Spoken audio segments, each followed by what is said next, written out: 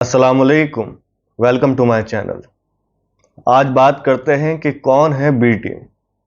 Election हो गए हैं, उसके नतीजे भी आ गए हैं और सरकार भी बन गई है, लेकिन मुसलमानों को कुछ मिला नहीं है, झुनझुना। खैर, बात करते हैं कि बी टीम कौन है और किसने कितना फायदा पहुंचाया है। अक्सर इल्जाम लगता है असदुद्दीन ओवैसी साहब पर कि वो भाजपा की बी टीम है, या फिर वो वोट काटते हैं, जहां जाते हैं वहां हार जाते हैं। जो सो कॉल्ड सेकुलर पार्टीज हैं वो इल्जाम लगाती हैं। लेकिन अगर कोई और पार्टी वोट काटती है या अपने लिए खड़ी होती है तो वो उसका हक है कि वो पार्टी है, बड़ी पार्टी है, छोटी पार्टी है, लेकिन उनका हक है कि वो इलेक्शन में खड़े हो सकते हैं। लेकिन असदुद्दीन ओवैसी साहब नहीं खड़े हो सकते। AIMIM मजलिस ऑल इंडिया मजलिस इत्तेहादुल मुस्लिमीन कहीं खड़ी नहीं हो सकती। क्यों? वो पार्टी नहीं है क्या? चलें, इस बारे में बाद में बात करेंगे, लेकिन पहले मैं आपको बता दूं, उत्तर प्रदेश की 16 सीटों के बारे में मैं बात करता हूं। 16 सीटें।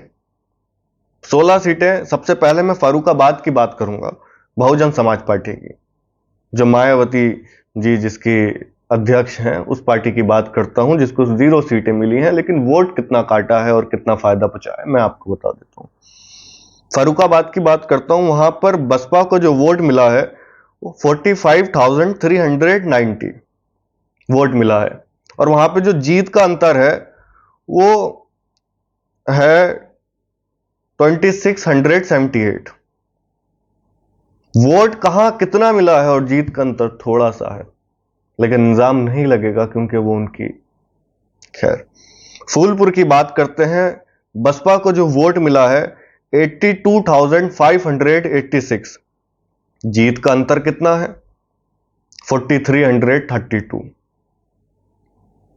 बसगांव की बात करें तो वहां पर बसपा को जो वोट मिला है 64,750। जीत का अंतर कितना है? 3150। देखें जीत का अंतर कितना कम है और बसपा को वोट इतना मिला है। लेकिन कोई कहेगा नहीं कि बसपा ने वोट काट लिया, क्योंकि बसपा का हक है और असदुद्दीन ओवैसी का हक नहीं है कि वो चुनाव लड़ सके।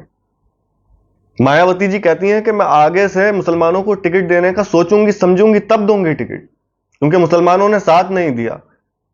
आप किस बुनियाद पर कहती हैं कि मुसलमानों ने साथ नहीं दिया?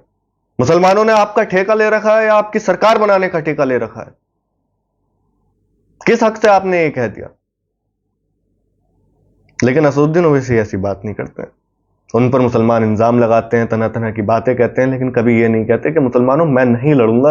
वो दीवाना फिर भी पूरे हिंदुस्तान में घूम घूम कर मुसलमानों के लिए लड़ता है, मुसलमानों के बच्चों के मुस्तकबिल के लिए लड़ता है।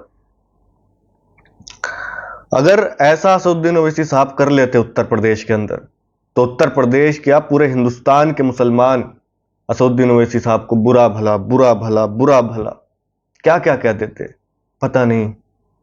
वो आप सब जानते हैं क्या क्या कह देते। लेकिन किसी और पर इल्जाम नहीं लगेगा, लगेगा तो अपनी ही कौम के लोगों को लगेगा। मेरठ की बात करें तो मेरठ में मिला है 87,025 वोट बसपा को, और जीत का अंतर है 10,585।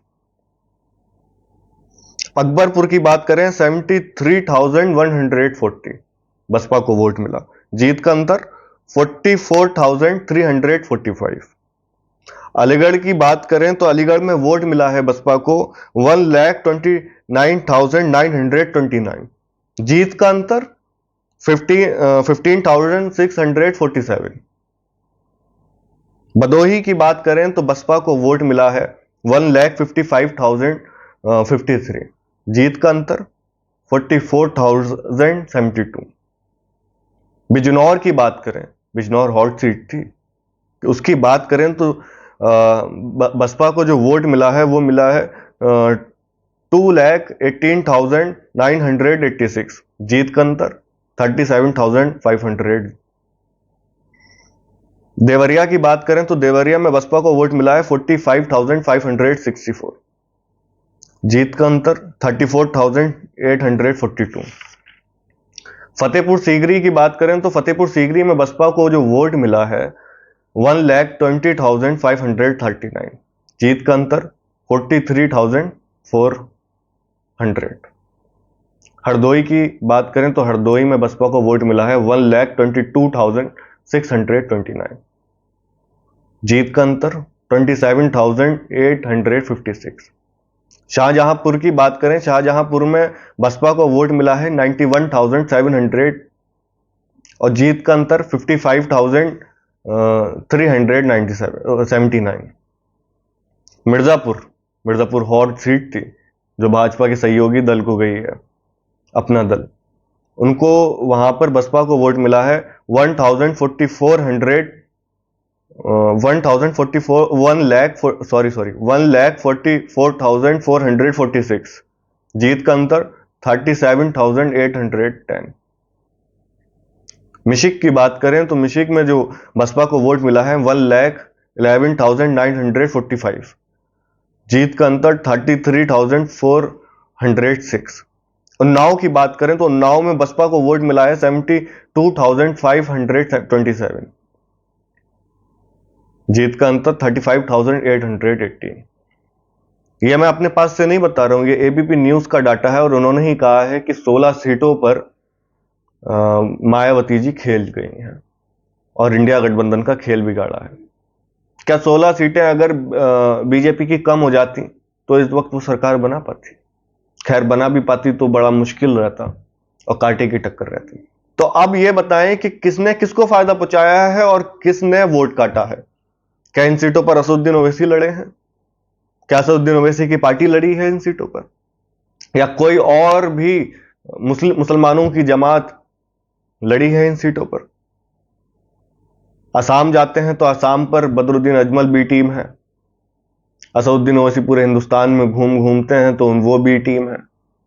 कोई और मुसलमानों की जमात है तो वो बी टीम है। लेकिन कभी इनकी बात नहीं होती।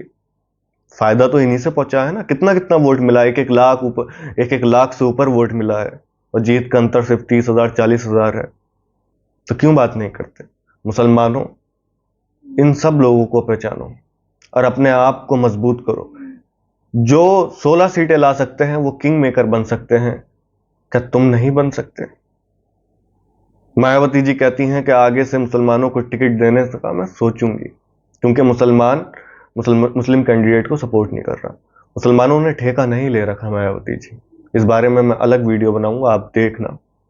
लेकिन मैं आपके ऊपर छोड़ता हूं, मुझे कमेंट करके बताएं कि कौन है बी टीम और कौन फायदा पहुंचाता है, क्योंकि आप ही लोग इल्जाम लगाते हैं ना। अगर ऐसा असदुद्दीन ओवैसी कर लेते तो क्या हो जाता? फिर आप लोग क्या क्या इल्जाम लगाते हैं, खुद सोचें।